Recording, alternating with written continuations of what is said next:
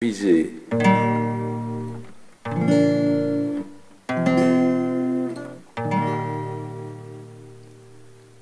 O Ave Maria, gratia plena, Dominus tecum,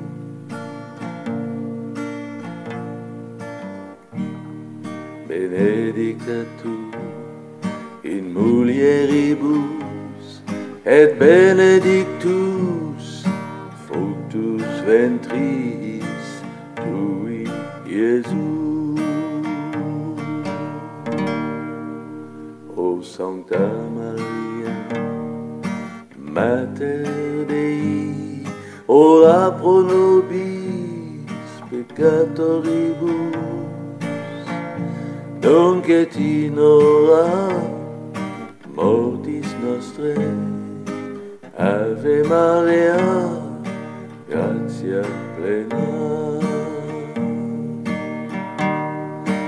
Alleluia, alleluia, alleluia, alleluia, alleluia, alleluia, alleluia, alleluia.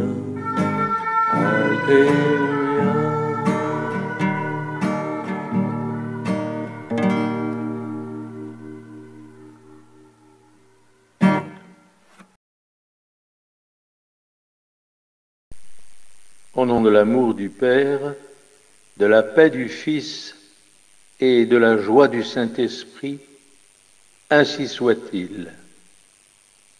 Alors aujourd'hui, nous sommes le 6 juillet 2021 et je souhaite bien sûr la bienvenue à notre cher cardinal qui nous a rejoints dans notre église triomphante et je lui souhaite grand bonheur et grande continuation avec les nouveaux pères qui l'ont accueilli dans notre couvent. Alors, en ce jour, chers amis de la Croix-Glorieuse, chers frères et sœurs, j'ai un sentiment très particulier parce que aujourd'hui nous fêtons Sainte Mariette. Alors, il y a très peu qui connaissent Sainte Mariette, seulement ils ne savent pas non plus que c'est le prénom de ma maman. Et donc, qui est sainte, j'ai été prévenu par le ciel que, évidemment, elle avait eu cette chance d'être sainte. Donc, j'ai beaucoup de bonheur à être avec vous et à partager ce moment de grâce et de gloire pour elle. Alors, avec votre permission, eh bien, je vais continuer un peu le message que je vous transmettais hier sur votre consolation et puis les prophéties que je vous transmets. Alors, autrefois, au temps de Barthélemy Hauser, eh bien,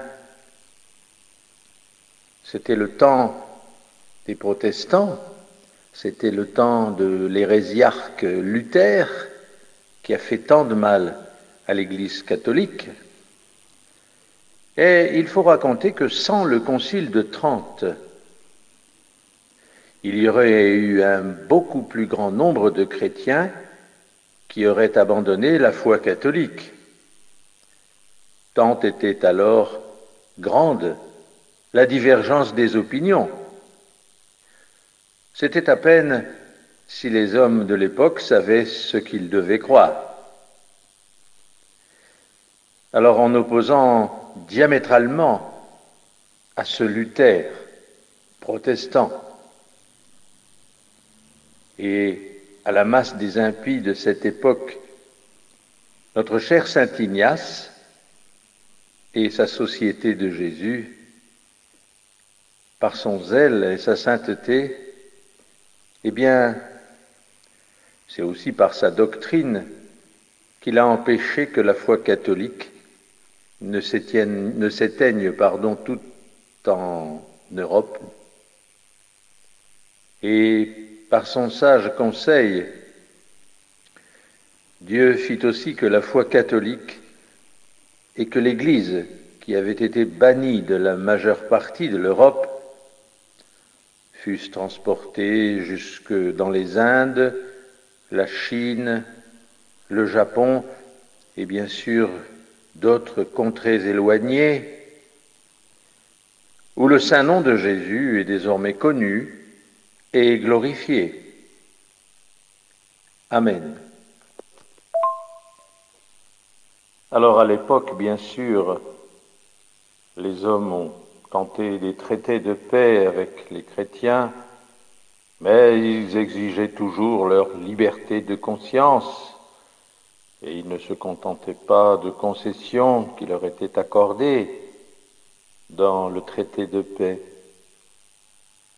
Ils rampaient et ils volaient après les objets de leur volupté et de leur concupiscence. Chacun croit et fait bien sûr ce qu'il veut. Alors c'est à eux que se rapportent les paroles de l'apôtre Saint Jude, qui écrivait « Ceux-ci blasphèment tout ce qu'ils ignorent, et ils se corrompent en tout ce qu'ils connaissent naturellement, comme des bêtes irraisonnables. Le désordre règne même dans leurs festins. Ils mangent sans retenue. Ils ne songent qu'à se nourrir eux-mêmes, véritables nuées sans eau que le vent emporte çà et là. Des arbres d'automne, des arbres stériles, 2 fois morts et déracinés. Vagues furieuses de la mer, répandant leur confusion comme l'écume. Ce sont des astres errants auxquels un tourbillon de tempête est réservé pour l'éternité.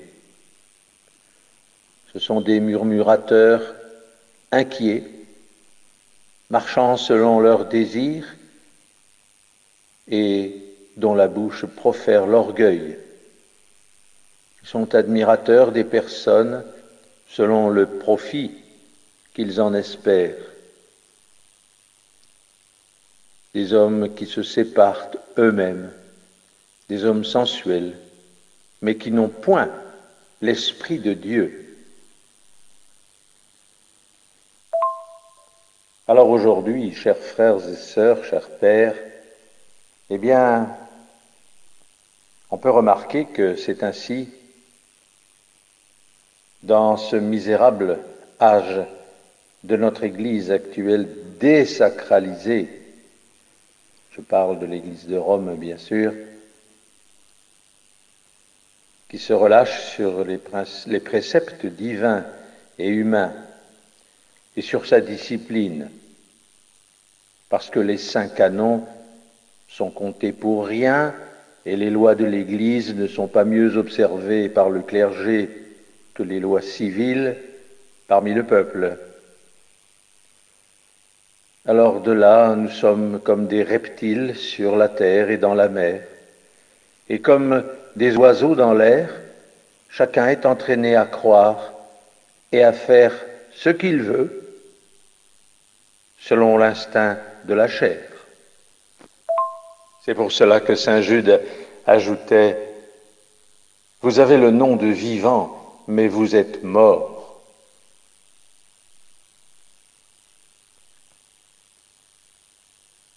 Tous les hérétiques qui, aujourd'hui, sont à peu près aussi nombreux que les sauterelles sur la terre, se glorifient du nom de Jésus-Christ. Ils disent être des vrais chrétiens et vivre en Jésus-Christ, et cependant tous sont morts, et ils mourront éternellement s'ils ne font pas pénitence et s'ils ne rentrent pas en eux-mêmes. Ils n'ont Dieu et son Fils Jésus que sur les lèvres, tandis qu'ils ont le démon dans le cœur et le monde sur les bras. Nous, dans notre Église, c'est par la foi en Jésus-Christ que nous portons le nom de chrétiens. Par les œuvres de justice et de charité en Jésus-Christ que nous gardons cette vie, mais non pas en état de péché mortel, car nous voulons trouver la grâce de Dieu. Alors, par l'observance des conseils évangéliques, par les ordres sacrés de l'épiscopat et du sacerdoce,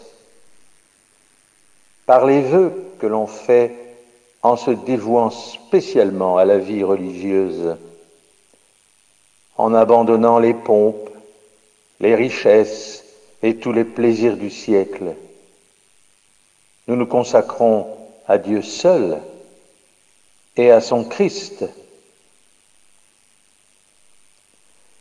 Or, Jésus-Christ reprochait surtout à cela d'être entaché du vice particulier de s'attribuer faussement le nom de vivre en lui.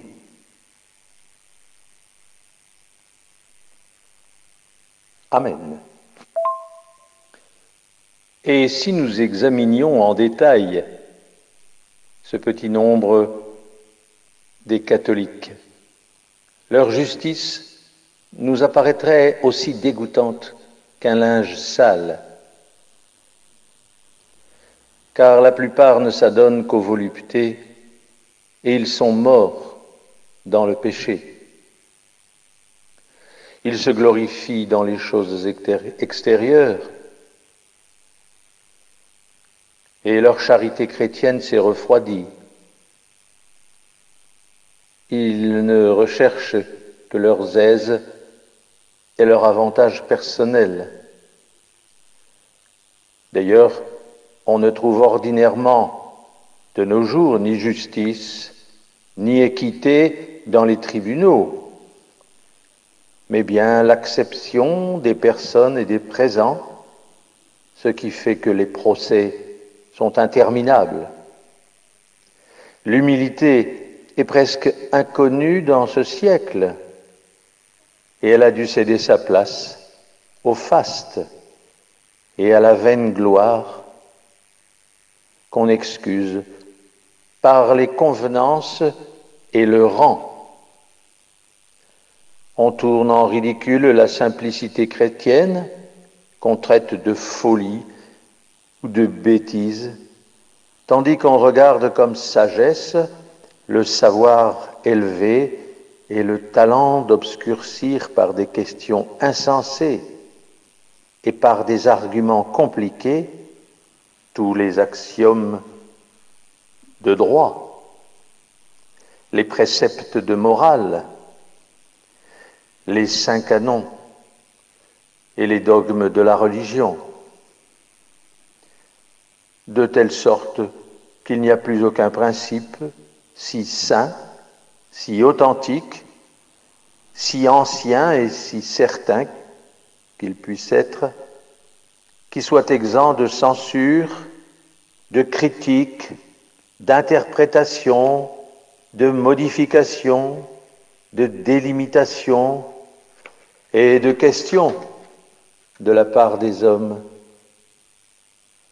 Alors on fréquente à la vérité les églises, mais on n'y montre pas de respect en présence du Dieu Tout-Puissant.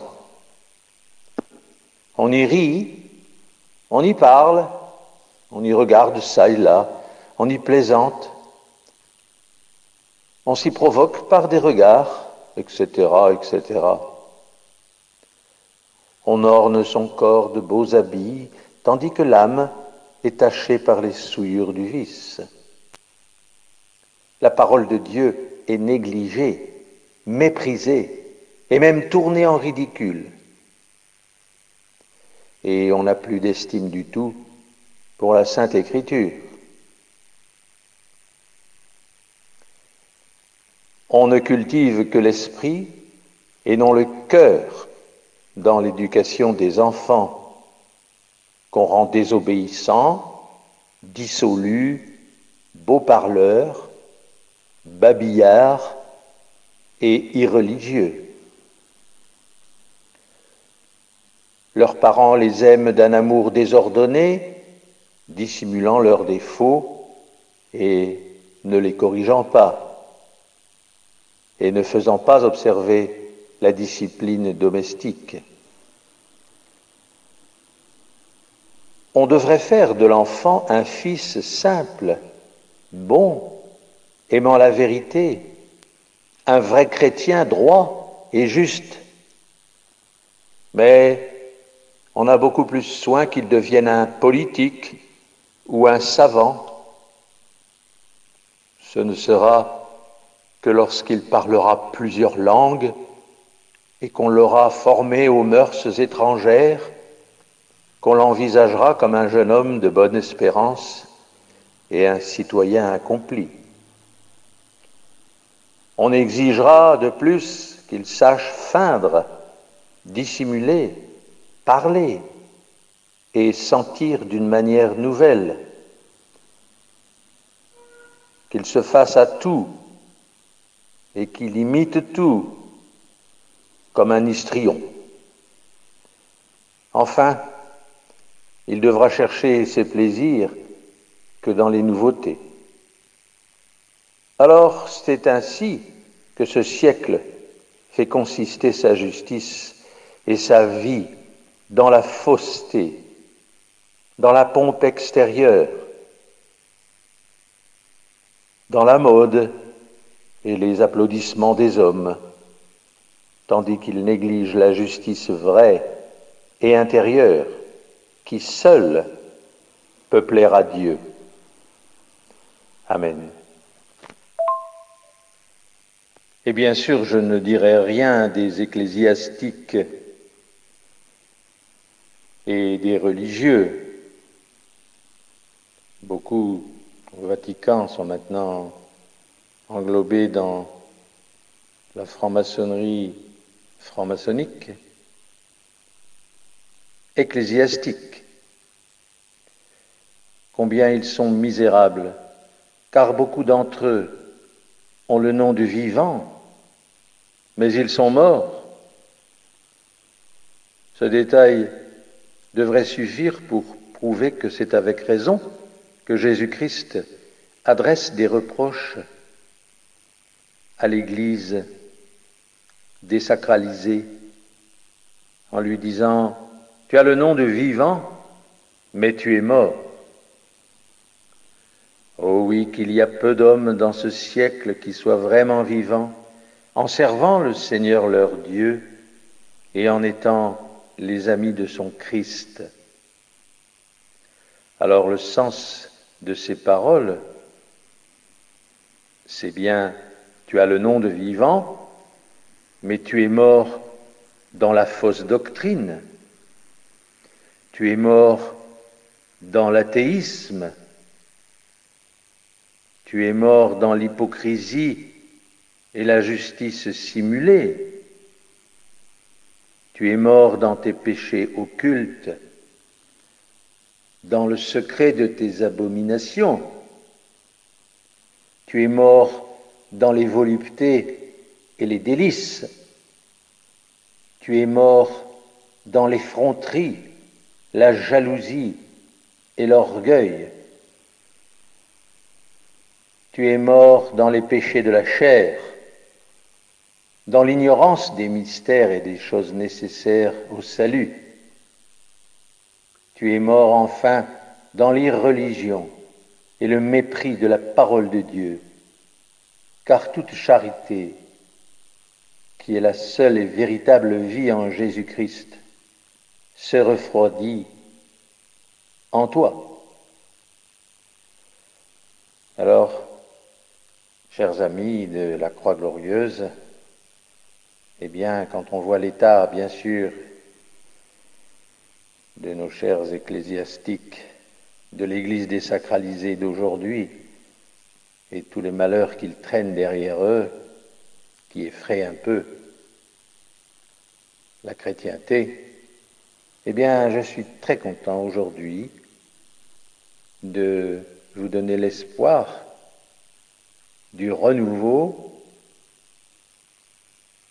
du Saint-Esprit dans sa Sainte Église nouvelle catholique qui nous enseigne la vérité et pour l'éternité. Amen.